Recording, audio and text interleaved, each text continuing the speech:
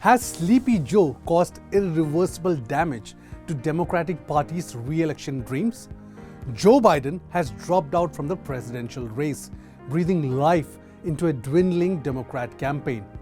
Vice President Kamala Harris, of African American and Indian heritage, has amassed quite a huge following and will likely be nominated at the Democratic National Convention in August. What does this mean for the country, and will Harris's election as president, if she trumps Trump, be the change immigrants are looking for? Will President Harris benefit migrants to the United States? News9 Plus Decodes. Has Kamala Harris officially been nominated? While not officially nominated, Kamala Harris has thrown her hat in the ring.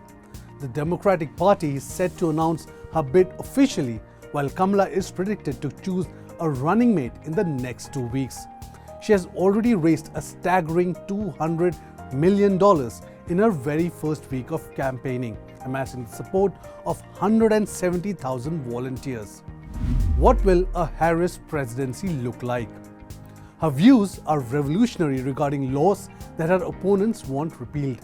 In January, to move against the controversial overturn of Roe v. Wade, she went on a reproductive freedoms tour, including a stop at an abortion clinic at Minnesota. She has also promised tax credit to families in a bid to reduce prices for essential services like healthcare. How will her presidency benefit migrants? Compared to the Trump administration, which is proud of its white supremacist ideals, a Harris presidency can change things for the better.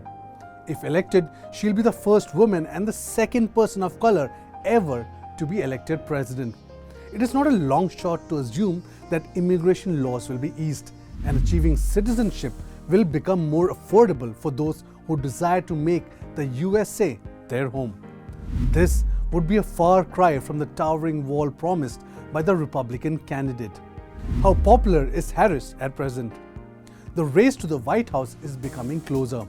The vice president's favorability rating has jumped to 43%, with an unfavorability rating of 42% according to the ABC News Ipsos poll conducted using Ipsos Knowledge Panel. What will it mean for ongoing international conflicts? Well, as Vice President, Harris has already been a staunch supporter of humanitarian programs and peace initiatives.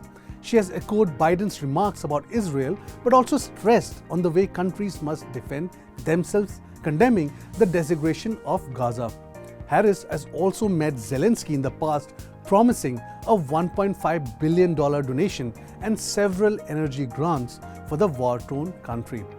Having a humanitarian president for the world's superpower is desirable when the planet is on the brink of another war, one it may not live long enough to write history books about. Harris's election might just go down in history as one of the most influential decisions ever made by the people of the United States.